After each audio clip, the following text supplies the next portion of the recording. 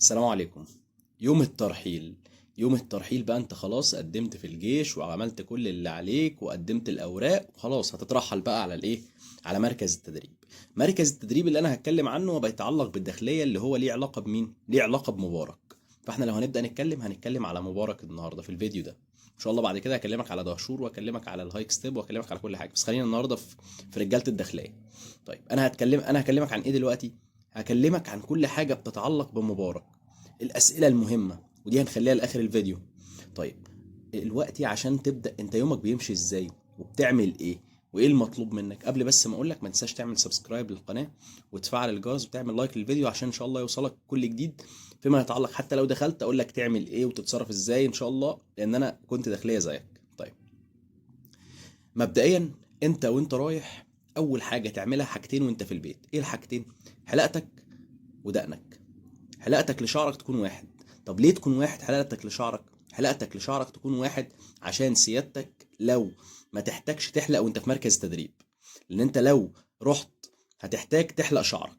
طيب فانا عشان كده اخلي حلقتي واحد، ده رقم واحد. طب اتنين، دقنك تعملها ايه؟ دقنك تبقى موس. انت دقنك لو رحت بيها منبته تاني يوم هيخليك تحلق، هتقعد تمرمط نفسك وتحلق وهكذا. لا خليك، لان اول يوم ده، اول يوم، يوم الترحيل ده بيبقى يوم صعب جدا ومرهق جدا. فانت هتقوم تاني يوم، اصلا انت بتقوم في الساعه اللي هم قايلين لك تقوم فيها بالعافيه. فيستحسن انك انت ايه، تخلي دقنك موس عشان لما تروح تاني يوم ما تبقاش مطالب بالحلاقه. لا، تحلق تاني يوم بالليل او تالت يوم الصبح، فتبقى الدنيا تمام بالنسبه لك. طيب مبدئيا احنا عايزين نفهم طبيعه مبارك. اول حاجه لازم تكون فاهم ان مبارك ممكن يكون حاجه من اتنين. كده كده كل عساكر الداخليه على مستوى الجمهوريه بيروحوا مبارك، بس احنا لازم نكون فاهمين ايه طبيعه مبارك. مبدئيا انت لازم تكون فاهم ان مبارك هو اما ان هو يكون مركز تدريبك الاساسي، وده بيكون مع قله، او ان هو يكون المكان اللي انت بتقعد فيه شويه او ما بتقعدش فيه وبيطلعك يوديك مركز تدريبك الاساسي. تمام؟ بمعنى ايه؟ بمعنى ان انت ممكن تروح مبارك تبقى عسكري في مبارك وتفضل في مبارك تقضي فيه السنه كلها ويبقى مركز تدريبك في مبارك. وممكن مركز تدريبك ما يكونش في مبارك، لا ده انت بتروح مبارك عشان تبدا تتوزع على بقيه الاماكن اللي موجوده في الجمهوريه، بقيه مراكز تدريب اللي موجوده في الجمهوريه. فمش معنى انك انت رحت مبارك ان خلاص مركز تدريبك هتقضيه في مبارك، لا ده مش معنى كده. طيب هو انت ممكن تقعد وقت في مبارك، ممكن تقعد وقت في مبارك عادي جدا. وقتك ممكن تقعد قد ايه في مبارك؟ ممكن تقعد يوم، اتنين، تلاتة، خمسة، ممكن ترحل في نفس اليوم. لو انا بتمنى لك حاجه، بتمنى لك انك تترحل في نفس اليوم. ليه تترحل في نفس اليوم؟ لان مبارك قعدته مش حلوه، لا الاماكن حلوه ولا الدنيا حلوه ولا اي حاجه. وخصوصا مكان اسمه المركز الرابع، المركز الرابع ده وحش، العساكر فيه بتتعامل وحش والدنيا مش كويسه. ماشي؟ فانا لو بتمنى لك حاجه فبتمنى لك ان شاء الله ربنا يكرمك ويكون في مندوب ليه علاقه بالمكان اللي انت بتروحه عشان يقدر ان شاء الله من اول يوم تقدر انك انت تترحل. طيب مبدئيا انت كده كده بتبقى رايح من المنطقه بتاعتك، بيبقى معاك عساكر كتير ليها علاقه بدفعتك. فحاول لو انت هتروح مبارك حاول تاخدوا عربيه مع بعض، هتلاقي نفسك هي نفس التكلفه اللي انت هتتكلفها من البيت، هي نفس التكلفه اللي انت هتتكلفها لو انت كنت بره. بمعنى ايه؟ انت دلوقتي لو في مبارك وهتروح من عندك للمكان الخاص، للمكان اللي هو هناك، فانت بالنسبه للموضوع ده هتتكلف نفس الفلوس. فطالما هتكلف نفس الفلوس او حاجه قريبه منها، يبقى احسن لي اعمل ايه؟ احسن لي ان انا انا اتفق مع اصحابي وناخد عربيه مخصوص كلنا ميكروباص، ونديها كل واحد فينا وليكن 50 جنيه، 100 جنيه، 80 جنيه، ايا كان المكان اللي انت بعيد عنك، احسن ما تتمرمط في المواصلات وفي الغالب هتدفع الفلوس قريبه منها. ليه؟ لان ده يوم طويل جدا، فاحسن لك انك تعمل اللي انا بقول لك عليه. طيب تاخد فلوس قد ايه معاك وانت رايح مركز تدريب مبارك؟ لان انت مش عارف انت هتقعد قد ايه. طيب خد معاك فلوس، مش لازم تكون كتيرة قوي، بس خد معاك فلوس تكون متوسطة. ماشي؟ وحاول تخلي بالك جدا من فلوسك، لان الفلوس اكتر حاجة بتتسرق في مراكز التدريب. هتقولي بتتسرق؟ بتتسرق عادي جدا. فخد بالك كويس جدا من فلوسك. ماشي؟ وحاول ما تهدرش لانك انت مش عارف تقعد قد ايه. طيب سؤال بتسأله كمان ليه علاقة، انت هتقعد كام يوم؟ يعني انا هقعد 90 يوم، ده بيقولوا دلوقتي مركز تدريب بقى 90 يوم. مفيش حاجه اسمها اقل من 90 يوم، الكلام ده غلط. انت مركز عدد الايام اللي انت بتقعد فيها في مركز تدريب بتتحدد على اساس احتياج المكان. طب اديني مثال، هديك مثال. انت دلوقتي لو انت في مركز تدريب زي حالاتي، انا كنت في بنها، طب مركز تدريب بنها اللي انا كنت فيه ده كان في عساكر بتسلم، فالعساكر دي بتبدا ترجع المعسكر، فبيبداوا يطلعوا عساكر مكانها بدري. فانا فاللي زي حالاتي اللي كانوا في المعسكر، لان انا اترحلت بدري شويه، او رحت قوه اساسيه بدري شويه. اللي زي حالاتي اللي كانوا في المعسكر كانوا بيطلعوا بدري، طلعوا بدري شويه، يعني قعدوا مركز تدريب اعتقد قعدوا 10 ايام او 15 يوم. فما حدش يقول لك 45 و50 و90، ما فيش حاجه اسمها كده. هو بيتحدد على اساس المكان اللي انت موجود فيه. اقصى حاجه بتبقى في الداخليه لما يقولوا مركز التدريب ده جديد على الرجاله، بيبقى 30 يوم، 35 يوم، 40 يوم، 45 يوم. لو يعني بقى انت فاهم ضربك السلك، مفيش حاجه اسمها 90 يوم عشان ما حدش يكذب عليك. طيب بتبدا تاخد نفسك من اول يوم كده، وتبدا تدخل من على الباب. اول حاجه وانت داخل من على الباب بيبقى فيه تفتيش. اتنين بيفتشوا في الغالب. هتلاقي واحد فيهم ماسك الحاجات يعني بيفتش جامد جدا، وفي واحد تاني بيفتش عادي. طب اللي بيفتش جامد جدا، انا اروح عند اللي بيفتش جامد ولا اروح عند اللي بيفتش عادي؟ ما هو في هنا طابور وفي هنا طابور. حاول تخلي نفسك عند الشخص اللي هو ايه، اللي بيفتش عادي. اللي بيفتش جامد جدا ده بلاش منه. ليه؟ لان انت بتبقى يعني او كلنا او اغلبنا لما كنا داخلين الجيش كان اللي بيرص لنا الشنطه اول يوم امنا. فاحنا عشان امك ترص لك شنطه، هي بترصها ما تفهمش حاجه الهيه. فانت لو رجعت ترص الشنطه بنفس الطريقه اللي امك بترصها بيها، مستحيل، مش هتعرف. فهو لو هيمرمط لك حاجتك ويطلعها لك، هتسيب حاجات بره وهتشيلها في ايدك، لانك انت مش هتعرف ترجع ترصها نفس الرص تاني. فيستحسن تعمل ايه؟ تدور على اللي ما بيفتش قوي، اللي بيروح حاطط ايده كده لجوه، ده ما فيش حاجه، امشي. طيب انت داخل من على الباب وانت داخل معاك حاجات، صح؟ مبدئيا انت عارف ان انت وانت رايح مركز تدريب في مبارك، او طالما انت داخليه وكده كده هتروح مبارك، يبقى معاك تليفون صغير. مش محتاج انك انت لا تخبيه ولا تشيله ولا اي حاجه، ده شرعي. انت كده كده واخد التليفون شرعي. بس مش معنى كده ان سيادتك طالما التليفون شرعي انك انت طول ما انت في مركز التدريب وطول ما انت في مبارك ساعات قعدت يوم او 10 ايام او اي مكان، وبعد كده رحت مركز تدريبك الاساسي، انك تكون ماسك التليفون عمال تكلم لي في ده وتكلم لي في ده وتكلم لي في ماما وتكلم لي في بابا وتكلم في الكل. مفيش حاجه اسمها كده. هياخد التليفون منك يكسره. يبقى هو التليفون متاح معاك بس تطمن، عشان تطمن اهلك في الوقت المتاح. يعني مثلا دخلوك الحمام، الوقت اللي انت داخل فيه الحمام او الوقت اللي انت هتاكل فيه ده اللي تقدر تكلم فيه اهلك. ويبقى لو متاح. مش متاح يبقى ما تعملش الكلام ده. خد بالك كويس جدا من النقطة دي لانها مهمة جدا جدا جدا. انا كان معايا ناس جنبي في نفس المكان التليفون بتاعهم اتكسر. تعالى وريني يا ابني انت بتعمل ايه، انت بتكلم التليفون، انت بتكلم اهلك واحنا معاك على التليفون، طب تعالى، راح مكسر التليفون. ماشي. طيب طبعا انت وانت رايح من الحاجات اللي انت تعمل حسابها كويس جدا اللبس. لبسك دايما يكون مريح. ما تقعدش بقى تلبس لي بنطلون ضيق ولا تيشيرت مش عارف عامل ازاي ماسك عليك ولا مش عارف ايه ولا مش عارف ايه، لان ده هيفرق معاك جدا. اليوم طويل. انا اتحركت من البيت هنا يوم الترحيل الساعة 3 الصبح. 3 كان وقتها الفجر باين او قبل الفجر. اترحلت من مبارك لقوتي اترحلت من مبارك لمركز تدريبي الاساسي في بنها 8 بالليل. انت متخيل؟ 8 بالليل يعني ايه 8 بالليل؟ يعني قعدت وقت مش طبيعي. قعدت ما يقرب من 18 ساعة او 19 ساعة بنفس اللبس. فانت مش هتطيق نفسك. تمام. فخد بالك كويس جدا. طب تاخد معاك كام طقم وانت رايح؟ كام طقم؟ قصدي طقم ملكي، طقم تخرج بيه. ما تاخدش معاك لبس خروج، لان انت مش رايح هناك مش رايح تتفسح. ده انت رايح كده كده هيسلمك لبس ثاني يوم. فانت خد معاك اللبس اللي هو اللي انت محتاجه، اللبس الاساسي. طب ايه اللبس الاساسي اللي انا محتاجه؟ الطقم اللي عليك بس. ولو انت يعني راجل مهندم وبتحب تهتم بنفسك وخايف مثلا يجوا في يوم جمعه ويريحوك او حاجه، ماشي، ممكن تاخد حاجه من فوق ولا حاجه. لا ايه، لا يقولوا لك انك انت في يوم هتقعد ملكي ولا حاجه. بس مش اكتر من طقم عليه. انا بسهل عليك موضوع الشيل، لان الشيل ده مقرف.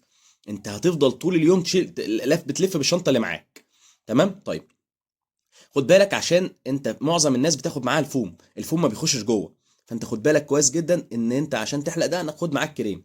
طب هتاخد الفوم معاك خده، بس خد معاك برضو كريم. ليه؟ لان انت لو خدت الفوم وخده منك و... وما لقيتش وما عرفتش تدخل الفوم، مش هيبقى معاك حاجه تحلق بيها، وهتضطر تحلق بميه على الناشف او هتحلق بشامبو، في الغالب بيعمل حساسيه. فانت على ايه؟ احسن حاجه خد معاك كريم.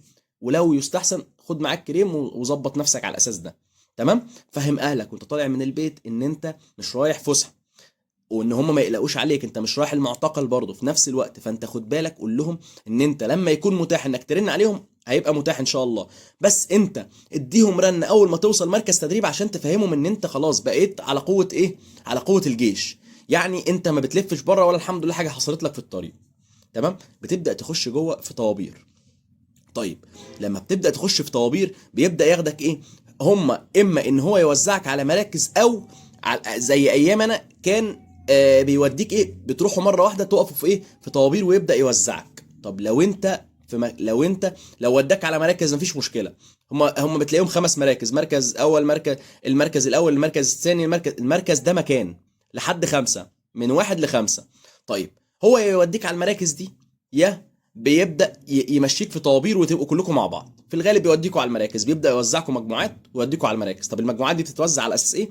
ما فيهاش اي اساس، من يعني ما فيش اي اساس، خد دول وديهم، خد دول وديهم، خد، وهكذا.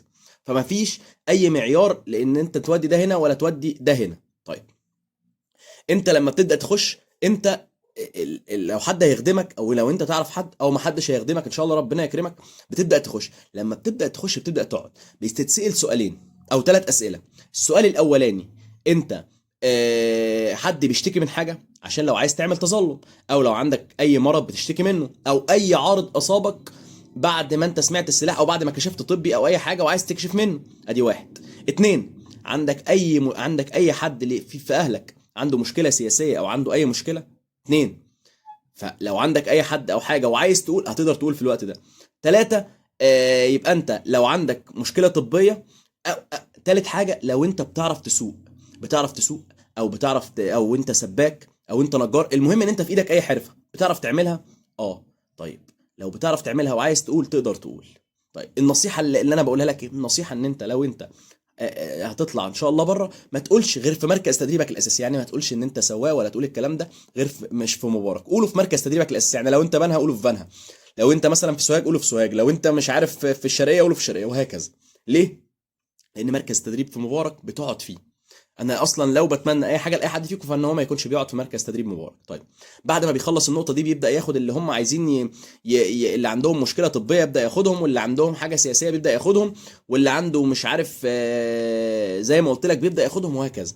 وبعد كده بتبدا تروح على حاجه اسمها زي مركز كمبيوتر كده. طب مركز الكمبيوتر ده بتعمل فيه ايه؟ بتبدا يدخلك تتصور ويقول لك وتلاقي ويديك استماره كده. الاستماره دي مكتوب عليها ايه؟ مكتوب عليها المكان اللي انت هتروح اليه، الى بنها، الى شبرا، الى الشرقيه، الى الغربيه، الى وهكذا. فانت لو انت ليك خدمه او حد موصي عليك بتلاقي الى كذا توصيه كذا، ممكن تلاقي، وممكن ما يكونش مكتوب توصيه كذا، مكتوب مش مكتوب مش هتفرق معاك. تمام. تبدا تطلع من هنا. في الوقت ده بقى بيبدا ايه اللي يحصل؟ طبعا كل ده بياخد وقت في اليوم، بس انا بحاول اختصر لك.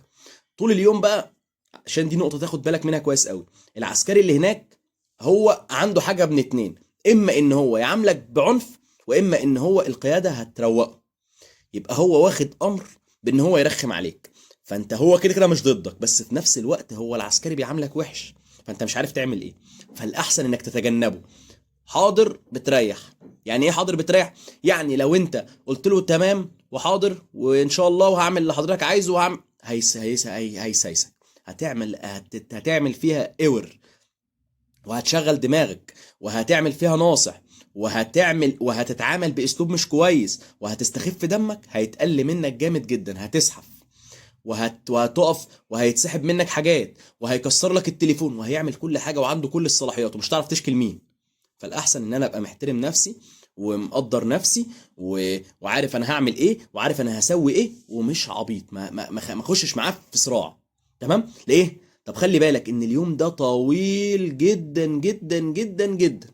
فزي ما قلت لك تبقى لابس لبس بسيط، تبقى لابس بنطلون او كوتشي سبورت كده، تبقى لابس بنطلون سبورت برضو، يعني يكون بنطلون ميلتون، وتبقى لابس تيشيرت برضو خفيف. مش خفيف قصدي انك انت تبقى بردان، لا احنا في شتاء، فانت او في صيف، على حسب بقى انت في انهي فصل بتسمع الفيديو، في انهي فصل. فانت على حسب الفيديو البس لبس خفيف ليه علاقه بيك. تبدا بعد كده يبدا يشوفوا بقى مين الناس. هل انت المندوب بتاعك جه اللي هيتروح لو انت مثلا هتقعد في مبارك اصلا، يعني انت مركز تدريبك في مبارك، ولا انت طالع اي مركز تدريب تاني؟ انت لو في مبارك خلاص هو هيوديك بقى في مبارك، ولو بتمنى انك انت تبقى في مبارك فيا رب ما تكونش في المركز الرابع. ماشي. طب لو هتطلع من مبارك، هو انت لو هتطلع من مبارك لازم تمشي في نفس اليوم؟ لا. امال ايه اللي بيحصل؟ لا ممكن المندوب بتاعك ما يجيش النهارده، المندوب بتاع المكان اللي انت رايحه. طب ايه اللي يحصل؟